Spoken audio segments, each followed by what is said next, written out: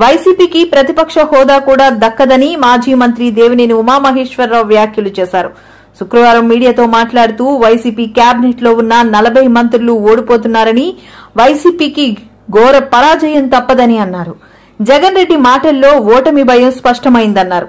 YCP కార్యకర్తలను, ప్రజలను మభ్యపెట్టేందుకు మళ్లీ సజ్జల యత్నిస్తున్నారని మండిపడ్డారు. ప్రజల ముందుకు వచ్చాడు, మీడియా ముందుకు వచ్చాడు.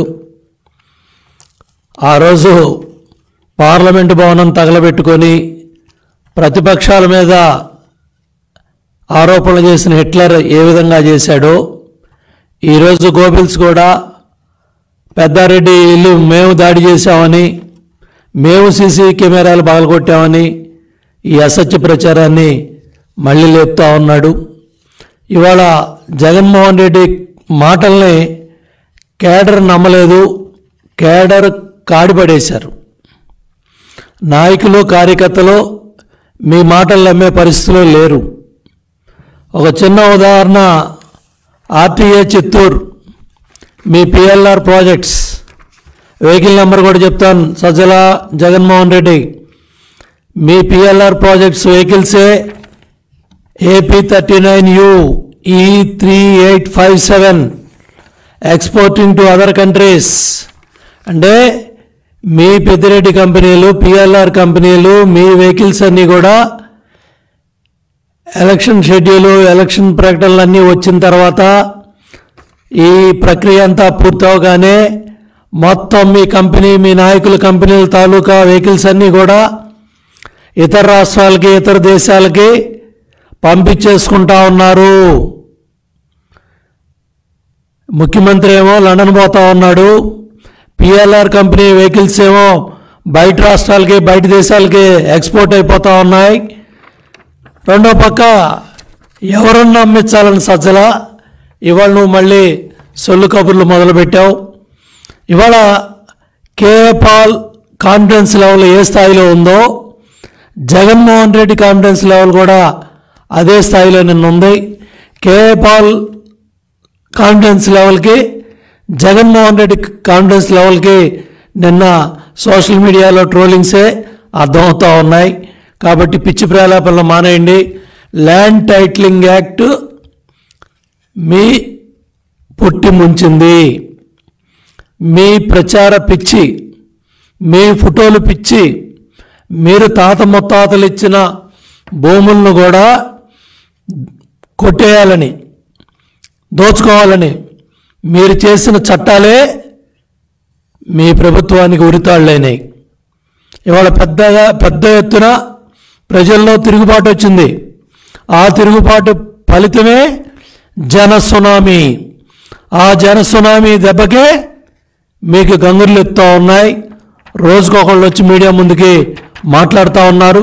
నేను అడుగుతా ఉన్నా, మొదటి క్యాబినెట్లో కానీ, రెండో క్యాబినెట్లో కానీ 40 మంది మంత్రులు ఒక్కడు కూడా ధైర్యంగా మీడియా ముందుకు వచ్చి మేం గెలుస్తామని మాట్లాడట్లేదు. 40 మంది మంత్రులు ఓడిపోతున్నారు. 5 ఏళ్ల పరిపాలనలో మీ మంత్రులు ఎవరైతే ఉన్నారో, మొదటి క్యాబినెట్లో, రెండో క్యాబినెట్లో మంత్రులు ఎవడో కూడా మీడియా ముందుకు రావట్లా. మొత్తం ఎత్తిపోతున్నారు, మొత్తం ఓడిపోతున్నారు. ఇవాళ పెద్ద ఎత్తున ప్రతిపక్ష హోదా కూడా దక్కదని